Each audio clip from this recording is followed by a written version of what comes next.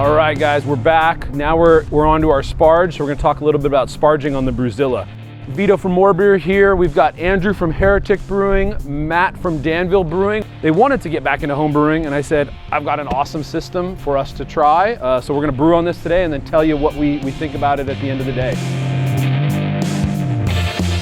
Andrew, you had said, how the heck do we sparge on this? And then you saw me lift it up. So yeah, what do you guys think of that? Worth noting, you know, our Sparge water, we had to heat somewhere else. So we used Matt's stovetop spaghetti pot. We needed about 3 gallons of water. So let's just talk about the sparging. Let's start with you, Andrew.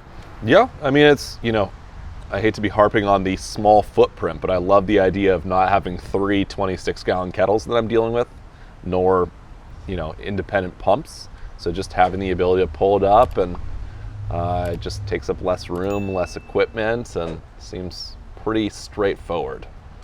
Yeah, I'd like to talk a little bit about the energy it takes. So if you have a 3-vessel system to not only heat up your strike water, heat up your sparge water, and then heat up your boil, you know, when you're doing something this size, you know, heating up 2.5 gallons of water on the stovetop. I have an induction stovetop, so it heats up real fast. It's simple as heck.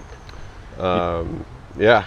Yeah, I mean, it's a quick lauder and sparge as well, so you're pretty much able to finish a brew and with an extra hour, you know, for your day, and yeah, and then getting the grain out as well. You know, you've got this 26-gallon kettle with all that malt in it.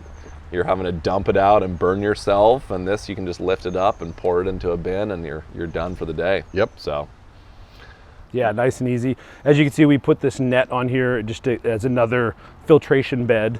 So that doesn't come with the BrewZilla, but you know, something we added on there to help out with just making sure no particulates. A nice clear wort. Yeah. Let's talk about that for a second. Of like, why don't I want chunks of grain making their way into the boil kettle?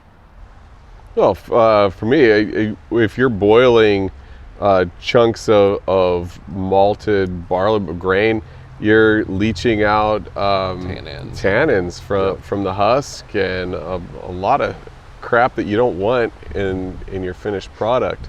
So you want the clearest wort possible.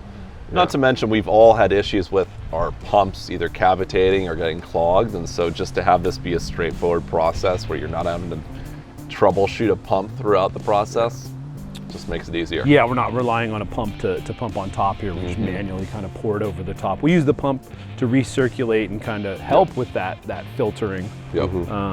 But then we're utilizing, just like you do on any other brew system, you're utilizing the grain bed as a filtration device. So yeah, and pouring over the top of that. Yeah, super easy. All right, guys, now one of us has to lift this out and pour it in the green waste bin. Got it.